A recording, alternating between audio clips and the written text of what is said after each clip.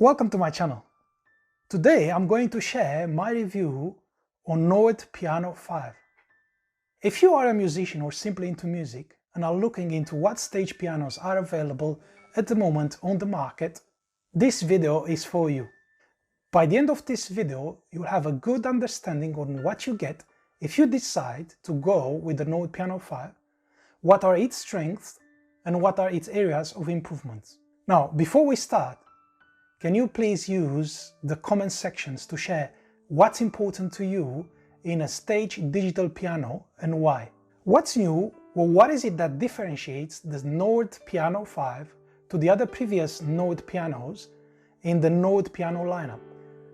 The Nord Piano 5 brings dual piano engines and dual sampled synths and twice the memory of the previous generation, known as Nord Piano 4. I will touch upon memory size used in Nord keyboards later in this video. One of the most popular questions I've been asked is, why did you choose Piano 5 against the Nord Grand, since they are relatively in the same price range for the home use scenario? Yes, you get dual piano and synth engine with the Nord Piano 5 compared to the Nord Grand, but that was not what made me choose the Nord Piano 5. It was its more compact size, particularly the width and the keybed. I found that it took me less time to get used to the Nord Piano 5 touch and action than it took me to get used with the Nord Grand action. I had to drive to two different music stores in order to test both Nord Piano 5 and Nord Grand.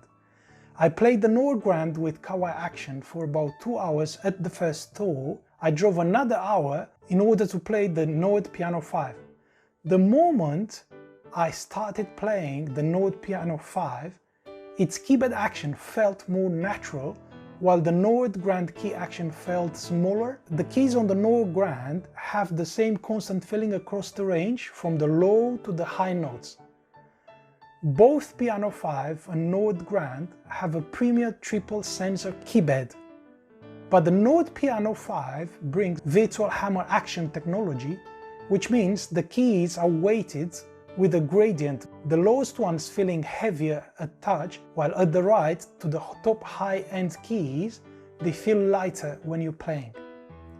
Having said that, after playing for long hours the Nord Piano 5 now, there is something that is worth mentioning. When playing in octaves, using the same hand, you have to use your thumb as a professional player. Otherwise, the previous key edge to the one you are playing with your thumb will start scratching your thumb over time and you will feel it. Therefore, I would suggest, if you have small hands, please do consider the Nord Grand Piano first. Go and test it in a music store before you make the call. If you choose to go with the Nord Piano 5 and you like playing in octaves, this can become an issue to the point that you will get discouraged to practice diligently on a regular basis. The other thing you would want to choose the Nord Piano series over the Nord stage as a pianist, it used to be the fact that the stage 3 in the previous Nord stage piano did not have the triple sensor in the keybed. For you as a pianist, that's important.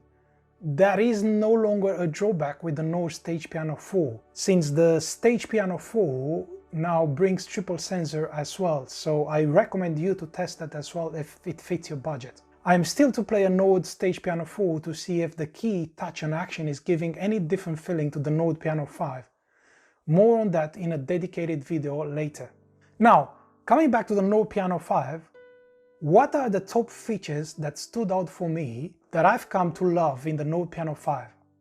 Number one feature that had me sold to the Nord in general, it's their piano samples. After playing multiple vendor stage pianos for over 20 years, I found Nord Piano voices being the closest to a real piano sound. If you want more details and you like to hear for yourself, please watch my previous video on Nord Piano 5 first impressions, which you can access by clicking the link above in the upper corner. Another unique selling point for the Nord keyboards in general, not just for the Piano 5, is the level of customization and how the keyboards are designed with such the encouraging creativity goal in mind, which comes through two dimensions. One is the amount of customization you, as an artist, can attune and adjust how the samples sound, and secondly is the fact that you can upload most recent samples from the node library into your piano's memory. Last feature that I like is the buttons and the knobs layout.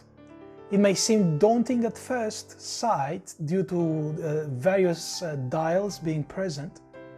However, the moment you start using, you find them so intuitively and, dare I say, liberating, and the programs and the presets that you can create, while at the same time I found that they are neatly organized together and everything seems so naturally once you are starting to play with it. Let me give you one example. When you create your live presets, the transpose function value, it's also saved in that live preset. Therefore, when you need to maintain the flow in a live setting or a concert or service, changing the live preset also allows you to smoothly transition between songs. While the tune is played in different keys, you can continue to play in the same key on a piano in order to accommodate different comfort levels for your lead singers. One thing that you cannot get with the Node Grand, at least as of today, the first Node Grand, nor with the Stage series, is layering or mixing multiple piano voices. My most used feature is the EQ, the equalizer, as it empowers me to create different timbres, different characters to the same instrument. For me, I'm using the piano most. Are there any areas of improvement? Absolutely. The first area of improvement for the Node Piano 5 would be more RAM, and not just the Node Piano 5, but in general Node keyboards. Give us more RAM. Node Piano 5 comes with only 2 GB of RAM. Node's OS uses an efficient compression algorithm for storing the samples. However, for its price and today's world, providing memory at this small scale of couple of gigs in size, it is not only just outdated, and there I rate it as inadequate. Something I would expect would have been in the range of probably 32 gigabits of storage or even more. The second area of improvement I see is the keyboard.